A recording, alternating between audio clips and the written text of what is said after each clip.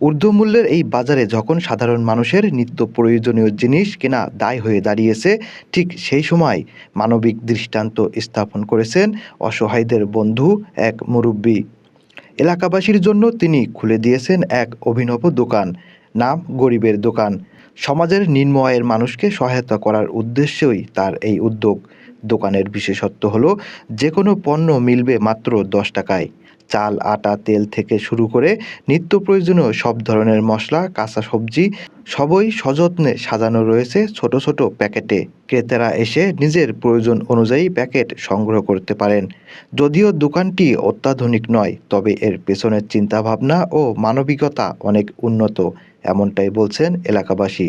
এটা এটা তো এখন নতুন করে দেখতেছে তো ভালো, মানে কিছু কিছু মানুষের জন্য সুবিধা হইতেছে। এটা তো অনেক ভালো, কারণ অনেকের জন্য সুবিধা, কারণ এনার কাছে টাকা নাই, দেখা যাচ্ছে 10 টাকা 20 টাকা বাজার নিলে চলতেছে। মানে 1 কেজি পেঁয়াজ কিনতে গেলে লাগে 70-80 টাকা, আর 10 টাকা পেঁয়াজ কিনতে গেলে একদিন দুদিন যাই চলতে পারতেছে। 10 টাকা পেঁয়াজ হইতেছে, 10 টাকা আলু হইতেছে, 10 টাকা তৈল হইতেছে, 10 টাকা ডাউল হইতেছে। তো অনেক সুবিধা না, এটা অনেক লোকের অনেক সুবিধা। সুবিধা মানে পোলান চলার মনে করি 10 টাকা আমরা বেনটেন চালাই, মনে করি ঋণ আইলে মনে করি 10 টাকা সদাই পাওয়া যায়। যে কোনো জিনিসই 30 টাকা চাইলে পাওয়া যায় হাফ কেজি, 10 টাকা তেল পাওয়া যায়, 10 টাকার পেঁয়াজ পাওয়া যায়, রসুন পাওয়া যায়, একই মানে সদাই 10 টাকার বাজার। হ্যাঁ করি সবই নেই, 10 টাকার মরিচ পাওয়া যায়, 10 টাকার আলু পাওয়া যায়, 10 টাকার পেঁয়াজ পাওয়া যায়, 10 টাকার রসুন পাওয়া যায়, তাহলে আর কিনা যায় এইটাই। আমাদের দেশের মানুষের আপনার বাজারের ঊর্ধ্বগতির কারণে কিন্তু অনেক কিছু কেনা সম্ভব হয় না। দেখা যায় কাঁচামাল কিনতে গেলেও 100 টাকা নিয়ে গেলেও দেখা যায় একটা পণ্য কেনা যায় না। সেক্ষেত্রে কাকা যে উদ্যোগটা নিয়েছে আমার কাছে খুব ভালো মনে হয়েছে, আর অবশ্যই এটা আমাদের নিম্ন আয়ের মানুষদের জন্য একটা কার্যকরী পদক্ষেপ।